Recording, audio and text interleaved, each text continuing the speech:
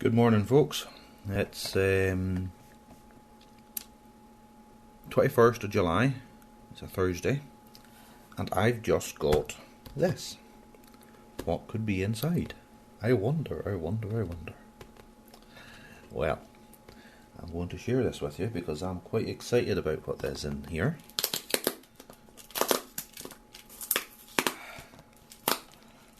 If you give me a moment, the chap I bought this off her has made sure it's well wrapped securely.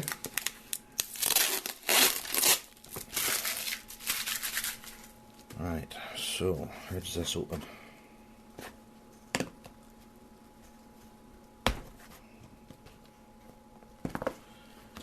And yet more packing inside.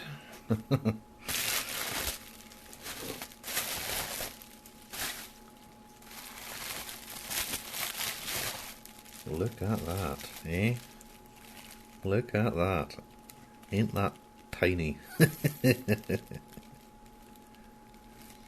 That is called a quick change tool holder. And in here we have the quick change tool post. Ain't that just a piece of work? Made by Dickson from Farnham, Surrey.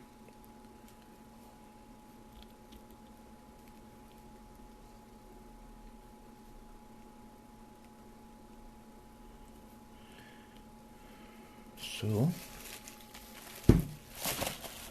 and this is the parting blade.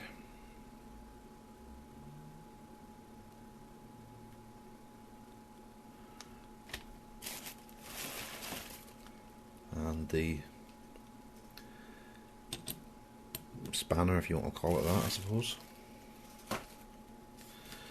So, what is this? Well, this is a method for retaining your cutting tools or cutting bits on a lathe. Your tool post here, that gets bolted to the top of your top slide. Now the top slide is just a method of adjusting the position of your tool to an Acme thread, which is mounted on top of your carriage on the bed of the lathe. So that allows you to, the carriage allows you to move the tool post left and right, and the top slide allows you to move your tool or your tool post in and out.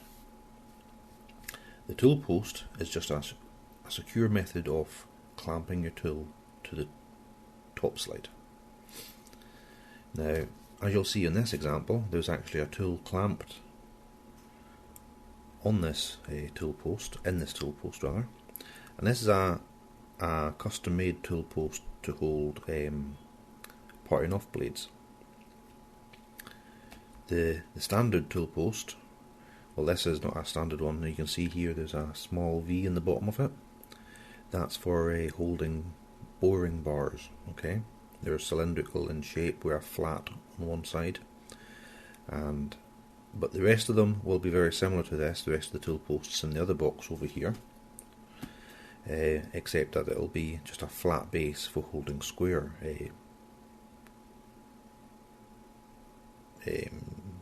tools or bits. Now, once you've got the tool clamped in place, we'll take this one as an example because it's got one mounted. All you actually have to do is to slip the tool holder into the tool post in such a fashion. You can see it's loose like that. You don't want your tool to be loose when you're turning, because it'll chatter and break. And then you just lock it into place using this clamp. Okay, and you can see now that there's no movement in that whatsoever. Now, you'll be wondering what the function of this part here is. That's an adjuster, and that allows you to adjust the height of your tool. Your tool normally cuts at the centre line of your lathe, or the centre line of the part that you're cutting, or maybe just a fraction below, depending. So what you can do is you can unlock this or slacken that, yeah, so that you've got a bit of movement there. Then you can, well, this is actually locked at the moment with a Allen bolt, but you'd slacken that Allen bolt off. I don't have an Allen key here currently to achieve that. And then by turning this adjuster, you can either raise or lower the tool holder. And when the point of your tool is at the correct height, you simply tighten this Allen bolt up, and that's it set. You'll never need to shift it. Well, I say never. You won't need to shift it again for some time until the point of your tool wears, okay? But that should be set then for a significant period of time, so you don't need to worry about the adjustment. And then you just lock it off and you can use it. Now, this is a parting off blade. If you want to have do a boring operation, you'd use this one.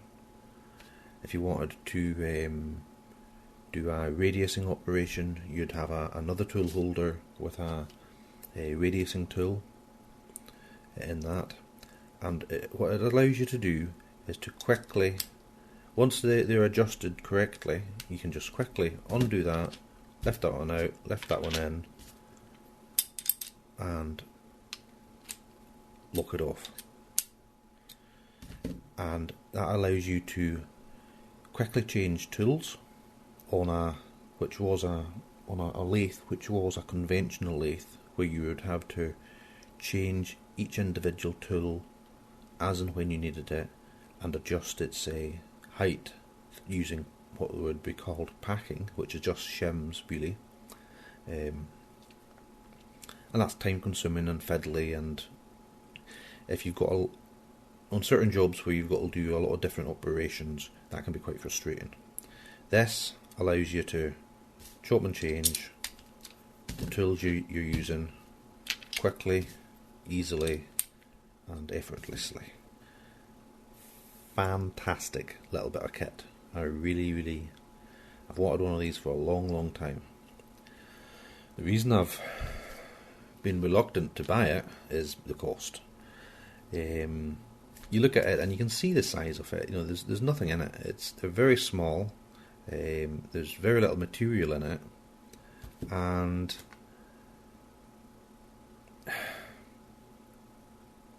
they're rather expensive for what you get. But having said that, I will contradict myself now by saying I think that it is worth the money, yeah. Especially if you intend on using your lathe a lot.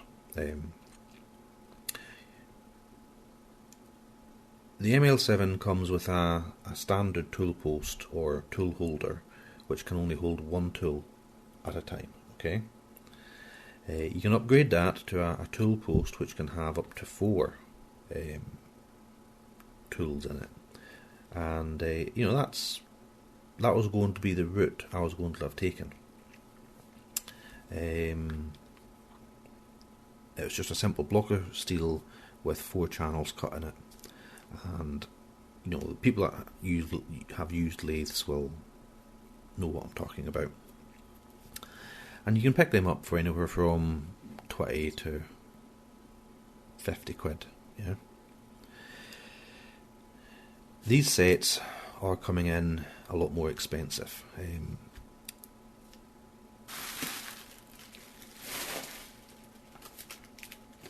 I shudder at the cost of what I've paid for this set. But having said that, I've also done reasonably well compared to buying a set new.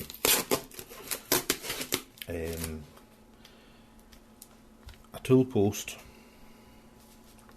and 2 holders can quite easily set you back 150 quid new, okay? And I've been fortunate enough to pick this set up, which contains what you've just seen, the tool post with the two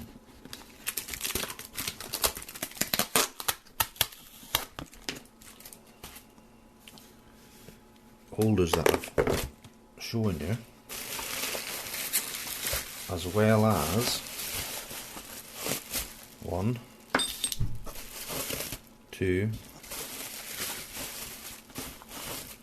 3,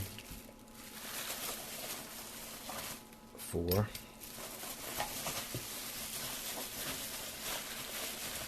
5, 6, 7, 8 standard tool holders.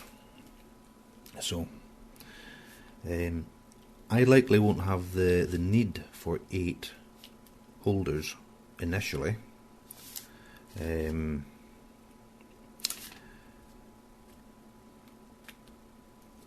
It's very unusual to need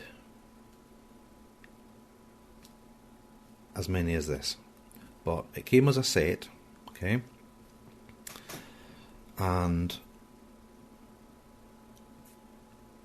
as I said, to buy the tool post with 2 standard holders, that would be about 150 quid new, okay?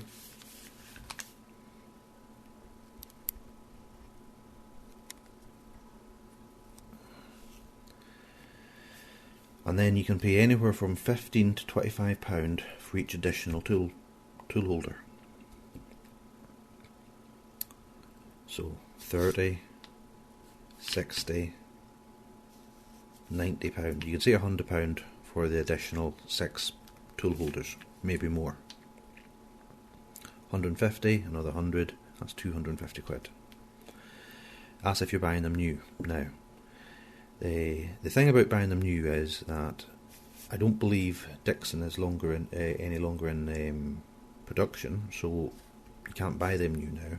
And if you'll notice, these are quite relatively shiny. Yeah, they've all been machined. You know, you can see this face here, the marks from the machining cutter, the milling cutter rather. But all the faces which are come in contact with anything are ground. And then these are all hardened as well, so they've been heat treated. So there was a point in time when I was actually contemplating making this myself, making a set myself, because there's nothing here that's beyond me. I'm a trained machinist, so but when you look at the investment in cutting tools and additional machinery, you know, these are things that I'm probably going to buy anyway at some point in time. But you need a milling machine, you need your T cutter to cut this out, drills and taps. You'll turn these bits down, make up a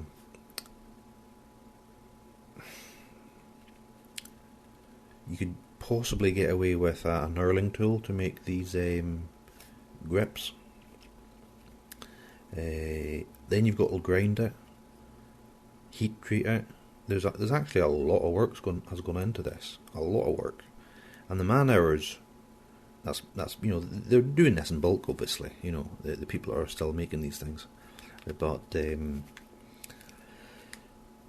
you know, with CNC equipment these days, they can maybe knock them out quite fast. But there's a lot of time, effort, and equipment gone into making this, and you just couldn't do it at home to the same quality, or if you were to do it to the same quality, you couldn't justify the cost or investment in tooling and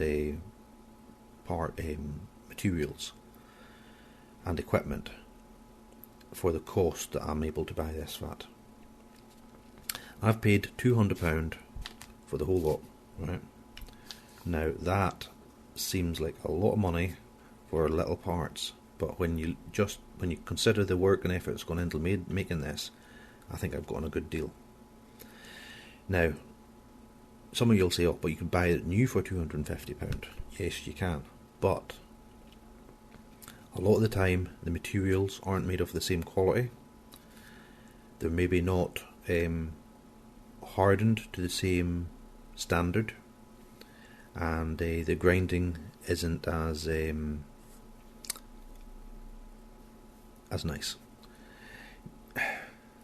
There's areas, this is second hand obviously, so there's areas of staining, where there's been a little bit of rust, but that should polish out with a bit of wire wool.